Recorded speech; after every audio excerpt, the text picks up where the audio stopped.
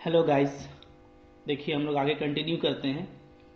डिनामिक्स में देखिए कुछ जो सिलेबस दिया हुआ है, ठीक है आपका डिनामिक्स में, तो उसमें बहुत बेसिक चीज़ भी पढ़ने के लिए दिया है जो आप पहले से पढ़ते आ रहे हैं, ठीक है। तो उसको एक बार रिवाइज कर लीजिए, इसलिए मैंने यहाँ पे लिख दिया है। थोड़ा इसको स्टैंडर्ड फॉर्म में लिखना है, चूँकि आप लोग इसको 12 में भी पढ़े होंगे, इनफैक्ट 9, 10, 11 में भी पढ़े हैं, ठीक है। थोड़ा उसको अब स्टैंडर्ड वे में लिखना होगा अगर एग्ज़ाम में आता है तो आप इसका स्क्रीनशॉट लेके इसको नोट बना लीजिए। देखिए क्या है यहाँ पे, न्यूटन्स लॉ ऑफ मोशन है, ठीक है। तो फर्स्ट लॉ आपको पता है क्या है, every body continues in its state of rest और of uniform motion in a straight line except in so far as it is compelled by impressed force to change the state, ठीक है। पहले से आप लोग जानते हैं इसको कि कोई भी बॉडी जो है, ठीक है, वो अपने स्टेट में ही रहता है, चाहे वो रेस्ट का स्टेट हो या मोशन का स्टेट हो, जब तक कि कोई आप उसमें एक्सटर्नल फोर्स अप्लाई नहीं करते हैं, ठीक है। तो यही है, इसमें कुछ आप इसको कुछ इजी वे में भी आप लिख सकते हैं, हर्ज नहीं है, ठीक है। अब देखिए यहाँ पे मैंने एग्जाम्पल दे दिया है, तो एग्जाम्पल को आप लिख लें, ठीक है। एग्जाम्पल है कि कोई बुक अगर टेबल पर है तो तब तक वो रहेगा जब तक कि आप उसको या टेबल को मूव नहीं कराते, ठीक है। इसी तरीके से कोई अगर बॉल आपका जो है वो रोल कर रहा है सरफेस पर, ठीक है, तो वो रोल करता रहेगा अगर स्मूथ सरफेस है तो, फ्रिक्शनलेस सरफेस है तो, ठीक है। लेकिन अगर फ्रिक्शन है या एयर रेजिस्टेंस है तो उसकी वजह से वो रुक सकता है, ठीक है। तो ये एक्सटर्नल फोर्स हो गया जो उस पर अप्लाई होता है, ठीक है। अच्छा, इसके बाद देखिए कोई अगर मैराथन में कोई दौड़ता है, ठीक है, मैराथनर, तो वो देखिएगा कि अपने टारगेट पर पहुंच जाता है, ठीक है, फिर भी कुछ और आगे तक रनिंग करता है। तो ये सब एग्जाम्पल है, ठीक, फर्स्ट लॉ का। अब देखिए यहाँ पे है deduction from first law of motion, ठीक है। क्या क्या हम डिड्यूस कर सकते हैं, तो एक तो पहले डेफिनेशन ऑफ फोर्स, मतलब यहाँ से हमको एक फोर्स का डेफिनेशन मिलता है कि फोर्स कुछ है, ठीक है, जो क्या करता है, बॉडी के स्टेट को चेंज कर देता है, ठीक है। अगर रेस्ट में है तो रेस्ट का पोजीशन को तोड़ देता है, या मोशन में है वो तो उसके मोशन के पोजीशन को ब्रेक कर देता है, ठीक है। यहाँ से एक हमको और मिलता है प्रॉपर्टी, वो है इनर्सिया का, ठीक है। इनर्सिया ऑफ रेस्ट का मतलब होता है कि बॉडी अगर इनिशियली रेस्ट पर है तो वो रेस्ट पर ही रहेगा जब तक कि उस पर आप कोई एक्सटर्नल फोर्स अप्लाई ना करें, या अगर वो मोशन में है तो वो मोशन में ही रहेगा जब तक कि उस पर कोई फोर्स अप्लाई करके स्टॉप ना किया जाए, ठीक है। फिर सेकंड लॉ है, न्यूटन का सेकंड लॉ क्या है, न्यूटन का सेकंड लॉ है the rate of change of momentum is proportional to the impressed force, ठीक है, and take place in the direction of straight line each in which the force act. जो rate of change of momentum है, ठीक है, वो क्या होता है, इम्प्रेस्ड फोर्स के प्रोपोर्शनल होता है, और जो इसका जो चेंज ऑफ मोमेंटम का जो डायरेक्शन होगा, rate of change of momentum का, वो उसी लाइन में होगा, ठीक है, जिस लाइन में आपका फोर्स एक्ट हो रहा है, ठीक है। तो सपोज कीजिए अगर आपका एम मास है और भी आपका वेलोसिटी है, तो मोमेंटम क्या होता है, मास इंटू वेलोसिटी, एम भी, ठीक है। तो सेकेंड लॉ से क्या हो जाएगा, इम्प्रेस्ड फोर्स एफ जो है वो इस एम भी के रेट यानी derivative D by D T के प्रोपोर्शनल होगा, ठीक है। एम कांस्टेंट है, बाहर लगा सकते हैं, क्योंकि मास तो कांस्टेंट रहता है बॉडी का, एक प्रोपोर्शनलिटी कांस्टेंट के लगा दीजिए, ठीक है। तो डीवी बाई डी टी को क्या बोलते हैं, acceleration, rate of change in velocity, तो इसको आप ए लिख सकते हैं, ठीक है। तो के एम ए आ गया, क्लियर है, ठीक है। अब यहाँ पे हम लोग देखेंगे कि अगर आपका मास अगर 1 लेते हैं आप यूनिट, ठीक है, और एक्सीलरेशन भी अगर आप 1 लेते हैं, तो ऐसे केस में जो फोर्स है वो भी क्या होता है, 1 यूनिट हो जाता है, ठीक है। क्या लिखा है, if M equal to A 1, A equal to 1, then K equal to 1, when F equal to 1, मैंने तीनों आप 1 ले लिए ना, एफ भी 1 हो गया, ए भी 1, एम भी 1, तो के तो 1 आना ही है, ठीक है। तो यानी यूनिट फोर्स अगर यूनिट मास ऑफ बॉडी पर लग करके यूनिट एक्सीलरेशन देता है, क्या, यूनिट फोर्स, ठीक है, यूनिट मास पर एक्ट करके यूनिट एक्सीलरेशन देता है। तो इस केस में मेरा जो फोर्स डिफाइन होता है वो F बराबर क्या होता है, ma, चूंकि k का वैल्यू 1 हो जाता है, ठीक है। तो k का वैल्यू 1 हो गया तो इन जनरल हम लोग F को क्या लिखते हैं, ma, ठीक है। ये जो इक्वेशन है इसको फंडामेंटल इक्वेशन ऑफ डायनामिक्स भी कहते हैं, ठीक है। और इसका एक और नाम है, वो क्या है आपका, ठीक है, is known as the working formula, ठीक है। The product of mass and acceleration is called effective force, ठीक है। इसको हम लोग क्या बोलते हैं, इफेक्टिव फोर्स बोलते हैं, ठीक है। ये सब डेफिनेशन है। थर्ड लॉ क्या है, थर्ड लॉ आप लोगों को पता है, ठीक है। एवरी एक्शन में इक्वल और अपोजिट रिएक्शन मिलता है, ठीक है। इसका भी एग्जांपल देख लीजिए, ठीक है। स्विमर का एग्जांपल है, अगर स्विमर जो है आपका तैरना चाहता है forward, a swimmer pushes the water backward by his hair hand. अगर वो फॉरवर्ड तैरना चाहता है तो वो क्या करता है, जो वाटर है उसको पीछे की तरफ क्या करता है, पुश करता है, ठीक है। फिर इसी तरीके से अगर आप बोट चला रहे हैं, ये बोट लिखा हुआ है, नाव, BOAT, बोट, ठीक है। अगर आप बोट से आगे जाना चाहते हैं पानी में तो पैसेंजर क्या करता है, पैडल करता है in such a way that water pushing backward, ठीक है। अगर आप बोटिंग किए होंगे तो बोटिंग में अगर हमको क्या करना, फॉरवर्ड जाना है, ठीक है, तो हमको वाटर को पीछे की तरफ पुश करना पड़ता है, ठीक है। इसी तरीके से अगर कोई सोल्जर जो है बुलेट फायर करता है गन से तो क्या होता है, उसको पीछे की तरफ जो है झटका लगता है हाथ में, ठीक है। ये सब क्या है, थर्ड लॉ का एग्जांपल है, क्लियर है, पहले भी देख चुके हैं इसको। नेक्स्ट आगे देखिए, इसके बाद है आपका वर्क, ठीक है। व्हाट इज वर्क, वर्क भी आप पहले से पढ़ते आ रहे हैं कि वर्क क्या है। तो वर्क जो है वो डिफाइन किया जाता है, product of force and distance through which A point of application is moved in the direction of force, ठीक है। इस तरीके से करते हैं, ओके। और मान लीजिए आपका फोर्स अगर वेरिएबल है, ठीक है, यानी जो है किसी वेरिएबल के टर्म में दिया हुआ है, उसके फंक्शन में दिया हुआ है, ठीक है। तो फिर इस केस में सपोज कीजिए कि वो कोई पॉइंट है P, यहाँ पे पार्टिकल रखा हुआ है x डिस्टेंस पर और उसमें डेल्टा x डिस्प्लेसमेंट होता है, ठीक है। तो इसकी वजह से जो स्मॉल वर्क डन होगा वो क्या हो जाएगा, F डेल्टा x, ठीक है, इसी फॉर्मूला से। इसलिए कि अगर कांस्टेंट फोर्स है तो फॉर्मूला क्या होता है, ये होता है, ठीक है। अगर फोर्स आपका कांस्टेंट है तो, ठीक है, डेफिनेशन देख लीजिएगा, अगर कांस्टेंट फोर्स है तो मेरा वर्क डन का ये फॉर्मूला होता है, ठीक है। और अगर फोर्स मेरा वेरिएबल है तो हम लोग उसको फिर कैसे निकालते हैं, स्मॉल डिस्प्लेसमेंट डेल्टा x ले लेंगे। क्योंकि ये काफी नियर बाई पॉइंट है तो हम लोग ये सपोज करते हैं कि इन दोनों पॉइंट के बीच में मेरा फोर्स क्या है, कांस्टेंट रहेगा, ठीक है, क्योंकि बहुत क्लोज पॉइंट है। तो हम लोग फोर्स का चेंज को नेग्लिजिबल कर देते हैं। तो अब ये फोर्स कांस्टेंट हो गया तो हम ये फॉर्मूला लगा सकेंगे कांस्टेंट वाला। तो इस छोटे से डिस्प्लेसमेंट के लिए जो स्मॉल वर्क डन होगा वो होगा F डॉट डेल्टा x, ठीक है। देखिए इस तरह से, ओके, क्योंकि हम लोग F को कांस्टेंट लेते हैं स्मॉल डिस्प्लेसमेंट डेल्टा x के लिए। अब इसको आप टोटल निकाल सकते हैं इंटीग्रेट करके, ठीक है, क्योंकि F आपका फंक्शन है। तो जो टोटल वर्क डन होगा पॉइंट A से लेकर पॉइंट B में अगर आप निकालना चाहते हैं तो क्या हो जाएगा, ये डेल्टा x मेरा dx बन जाएगा, ठीक है। और A से B इंटीग्रेट कर दीजिएगा तो ये वर्क डन का फॉर्मूला हो गया, ठीक है, क्लियर है।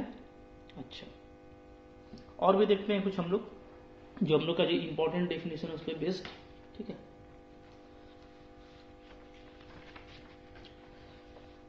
देखिए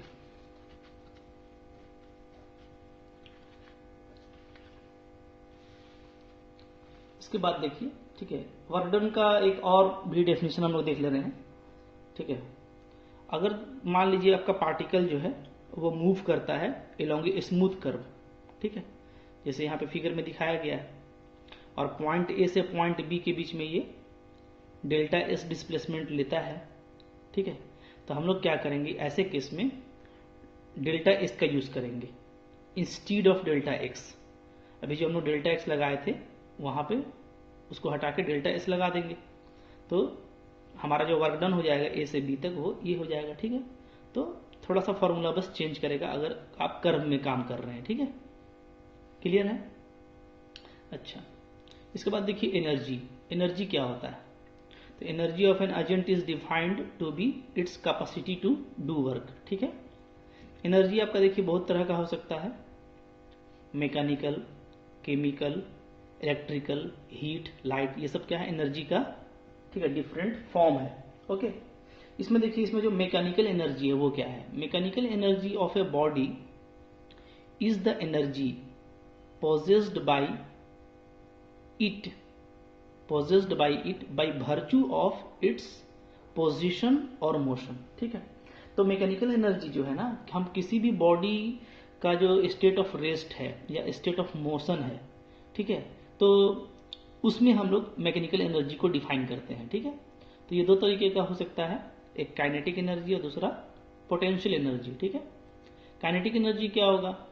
kinetic energy of a body is its capacity to do work by virtue of its motion, ठीक है। मोशन की वजह से जो एनर्जी उसमें होगा वो हम लोग काइनेटिक एनर्जी बोलेंगे, ठीक है। It is measured by amount of work which this body will do इन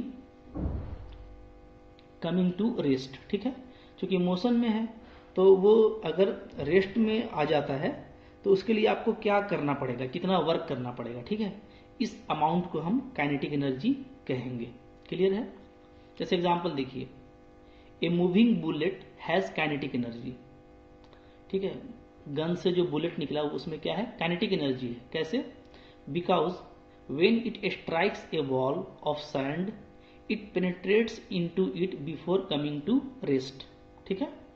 इसलिए कि जब आप किसी गन से फायर करेंगे आप कोई समझ लीजिए, ठीक है, ऐसा वाल में जिसमें बालू है, या कह लीजिए कि बालू से भरा हुआ बोरा है, ठीक है। और जैसे फायरिंग वगैरह का प्रैक्टिस करते हैं तो अगर बालू से भरा हुआ बोरा है उसमें आप अगर फायर करते हैं तो बुलेट क्या होता है, उसको सुराख करते हुए और कुछ अंदर तक जाता है ना, ठीक है, होल बनाते हुए, और तब जाकर रेस्ट पर आता है, ठीक है। तो हम लोग क्या देख रहे हैं कि यहाँ पे एक वर्क होता है, बुलेट पे एक वर्क होता है against the force of resistance, ठीक है, ऑफर्ड बाय सैंड। तो जैसे जो बालू है, ठीक है, तो उसका जो रेजिस्टेंस है उसके अगेंस्ट में एक वर्क हुआ, तब उसको क्या किया, इतना स्पीड में जो बुलेट आ रहा था उसको स्टॉप किया, ठीक है। Hence it follows that before the bullet struck the wall it possessed kinetic energy. तो इससे पता चलता है कि जब तक वो बुलेट जो है काफी स्पीड से आ रहा था और टकराने से पहले क्या था, उसमें काइनेटिक एनर्जी था, ठीक है। अच्छा, यहाँ पे देखिए एग्जाम्पल भी हमको थोड़ा सा मोरल हमको सिखा रहा है, ठीक है। क्या मोरल सिखा रहा है कि बुलेट का जनरली यूज क्या होता है, आप भी जानते हैं कि आजकल तो लोग फायरिंग करके मारते रहता है, आदमी इंसान को मारता है, जानवर को मारता है, ठीक है। तो वो क्या होता है कि बॉडी में जब जाता है तो बॉडी को भी काफी नुकसान पहुंचाता है, अंदर काफी पेनिट्रेट करके बर्बाद कर देता है, ठीक है, जिससे जो है मतलब कि मौत हो जाता है। तो देखिए यहाँ पे वो एग्जाम्पल नहीं लिया गया है, ठीक है, इसलिए कि वो खराब एग्जाम्पल है ना, वो क्या है, वो मतलब वो गलत चीज है, वो बुलेट का यूज नहीं है। लेकिन अब बुलेट का तो 99% वही लोग यूज कर रहा है। तो आपको ये एग्जाम्पल आपको मोरल समझा रहा है, ठीक है, हमको एक मोरल बता रहा है कि हम में नैतिकता होनी चाहिए। तो हम एग्जाम्पल इस तरह का लिखेंगे, हम वो एग्जाम्पल नहीं लेंगे, ठीक है। तो बुलेट का सैंड के साथ में, ठीक है, वॉल ऑफ सैंड के साथ में एग्जाम्पल लेना ये एक तरह का मोरल है, ठीक है, ओके, नैतिक है, हम लोग को ये सब सीखना चाहिए, ठीक है। अच्छा, आगे देखिए क्या है, kinetic energy of particle of mass m moving with velocity v is half mv²।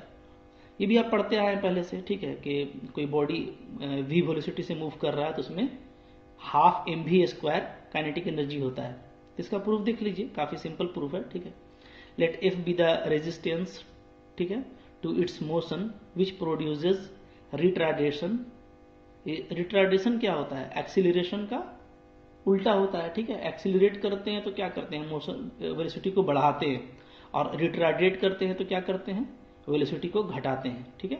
तो जब आप जैसे बुलेट को भी स्टॉप कर रहे थे वर्क करके, ठीक है, तो वहां पे कैसे वो होगा, रिट्रेट, वो उसमें क्या होगा, रिट्रार्डेशन होगा, वो रिट्राडेट होगा, यानी उसका वेलोसिटी कम होगा। तो सपोज करते हैं कि जो मेरा एफ रेजिस्टेंस फोर्स है ये रिट्राडेशन प्रोड्यूस करता है A, X dot equal to V D we by D x. ठीक है, पढ़ चुके हैं, पहले बता चुका हूं कि इसको ऐसे लिख सकते हैं, स्टैटिक्स में अच्छे से समझाया है मैंने। ठीक है,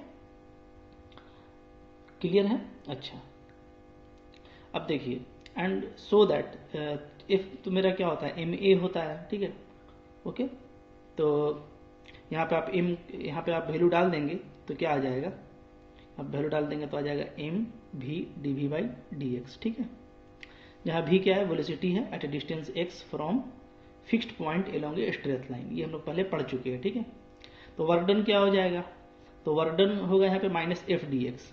माइनस एफ क्यों लगा है, इसलिए कि जाहिर सी बात है कि जैसे मान लीजिए, ठीक है, हम जो फोर्स लगा रहे हैं वो किधर लगा रहे होंगे, इधर, रिट्राडेट करने के लिए, स्टॉप, एक तरह का रेजिस्टेंस फोर्स है जो इसको रोकना चाहता है, और ये किधर मूव कर रहा होगा, इधर मूव कर रहा होगा। ठीक है, तो फोर्स का और जो डिस्प्लेसमेंट है इसका डायरेक्शन क्या हो जाएगा, उल्टा हो जाएगा। ठीक है, इसलिए निगेटिव साइन लगेगा, तो माइनस एफ डी एक्स।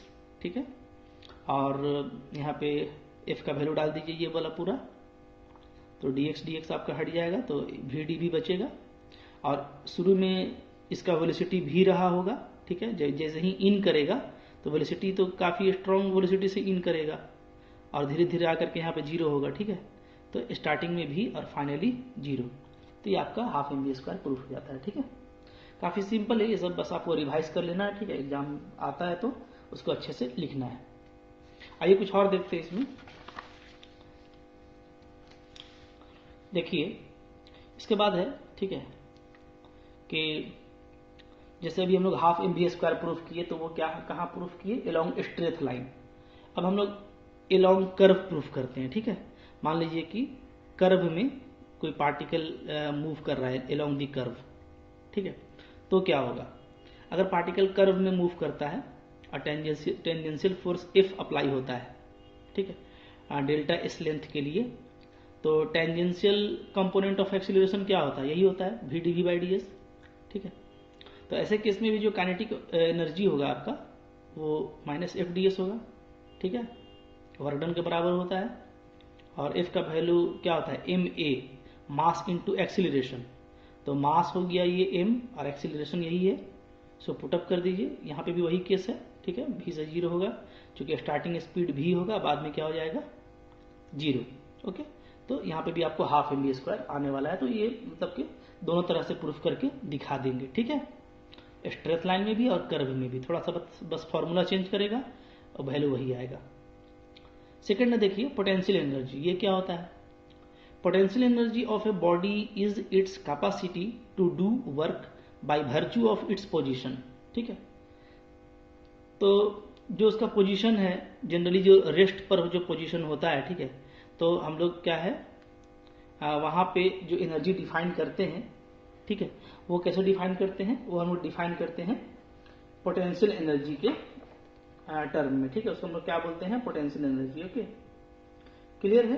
अच्छा, फिर देखिए, it is measured by the amount of work which the body will do in coming from its present position to some standard position. ठीक है, usually called the zero position. जैसे generally जो ground पर potential होता है ना, उसको हम लोग क्या लेते हैं, जीरो लेते हैं, उसको जीरो पोजीशन कहा जाता है। ठीक है, देखिए ये क्या है, example, A belt spring has potential energy because it can always do work in recovering it's natural length. ठीक है, आप अगर स्प्रिंग को बेल्ट करेंगे तो वो फिर से सीधा हो जाएगा, तो उसमें एक एनर्जी है, ठीक है, जो उसको फिर से अपने नेचुरल लेंथ की तरफ ले जा रहा है। ये जो नेचुरल लेंथ है ना, ये है इसका जीरो पोजीशन। ठीक है, तो जीरो पोजीशन की तरफ वो जाना चाहता है, तो जब भी किसी पोजीशन से जीरो पोजीशन की तरफ जाना चाहेगा तो जो एनर्जी होगा वो पोटेंशियल एनर्जी होगा। ठीक है, इसी तरीके से मान लीजिए कोई बॉडी है जिसको आप, जैसे पत्थर आप फेंकते हैं और वो एच हाइट पर गया, फिर क्या है, वो खुद ब खुद नीचे आना चाहता है। ठीक है, तो जैसे ही वो अर्थ पे आ जाता है वापस, तो अर्थ पे ठीक से रहता है, वो बिल्कुल आराम में आ जाता है, तो उसको हम लोग जीरो पोजीशन बोलते हैं। ठीक है, यानी अर्थ पे जैसे किसी को फेंके एच ऊंचाई पे गया फिर वापस आ गया, तो ये क्या है, ये इसका जीरो पोजीशन, ठीक है। और जब ये एच हाइट पे जाता है तो यहाँ पे इसका पोटेंशियल एनर्जी क्या कहलाता है, mgh, ठीक है। फिर ये उस पॉइंट से जीरो पोजीशन पर आना चाहता है। तो जब भी इस तरह से कोई होगा कि वो अपने एक पोजीशन से जीरो पोजीशन में आना चाहेगा, तो उसमें जो एनर्जी डिफाइन होता है वो क्या है, पोटेंशियल एनर्जी। क्लियर है? ये सब देखिए टर्म था जो आपके सिलेबस में है, काफी इंपॉर्टेंट है, सबको देख लीजिए, ठीक है। देखिए एक छोटा सा क्वेश्चन है यहाँ पे, क्या है, a motor car weighing 10 quintal and traveling at 12 meter per second is brought to rest in 18 meters by the application of its brakes. Find work done by force of resistance due to brakes, ठीक है, okay. मतलब देखिए कोई जैसे car है ना, आपका ये कार है मान लीजिए, तो कार जो है वो सपोज कीजिए कि u वेलोसिटी से आ रहा है स्पीड के साथ, ठीक है, और इसका जो वेट है वो आपका दिया हुआ है कितना, 10 क्विंटल, ठीक है। लेट ले लेते हैं m इक्वल टू क्या, मास ऑफ कार, ठीक है। तो ये कितना दिया है, ये आपका दिया है 10 क्विंटल, तो इसमें आप 100 से गुना कर दीजिए, यानी कितना आ जाएगा 1000 kg, ठीक है, ये हो गया। तो 1000 kg का कार है, लगभग ये मतलब कि कह लीजिए 1000 cc, ठीक है। अब ये यहाँ पे आकर के u वेलोसिटी से इन किया, ठीक है, ये वेलोसिटी आपको दिया हुआ है 12 मीटर पर सेकेंड, ठीक है। तो लेट, ठीक है, जो वेलोसिटी है हमारा, वेलोसिटी ऑफ कार, ये क्या है, ये इसको u ले लेते हैं, ये क्या है 12 मीटर पर सेकेंड, ठीक है। तो इस पर ब्रेक लगाते हैं तो 18 मीटर तक ये ट्रेवल करके स्टॉप हो जाता है, ठीक है। यानी यहाँ से यहाँ तक वो u से आ रहा था, यहाँ पे u को कंसिडर किए और यहाँ से 18 मीटर के बाद ये स्टॉप हो गया। तो फाइनल वेलोसिटी क्या हुआ, फाइनल वेलोसिटी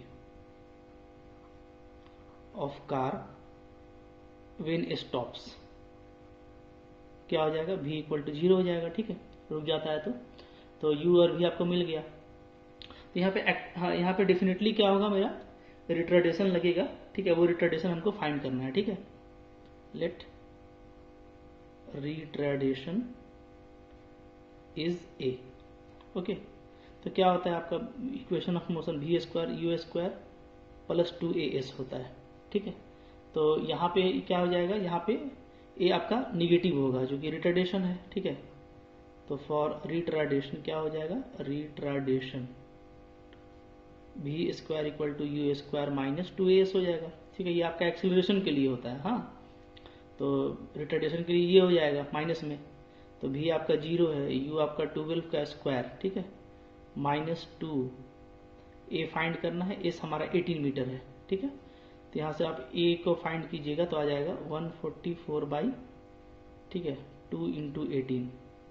तो हम लोग यहाँ पे देखेंगे कि कैंसिल हो जाएगा ये, एक तो ये आपका 72 और 18 4 जा, ठीक है।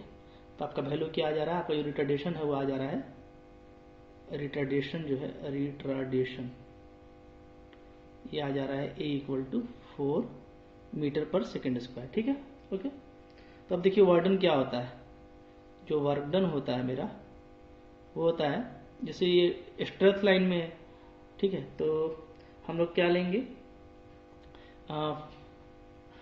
ठीक है, फोर्स ले लेंगे, तो फोर्स और इनटू डिस्टेंस, जो डिस्टेंस आपका ये कवर किया है, ठीक है, तो डिस्टेंस क्या हो जाएगा, तो देखिए फोर्स होता है आपका ma ना, मास इनटू एक्सीलरेशन, और डिस्टेंस आपका s, तो मास आपका कितना है 1000, ये 4 आई आपका 18, ठीक है।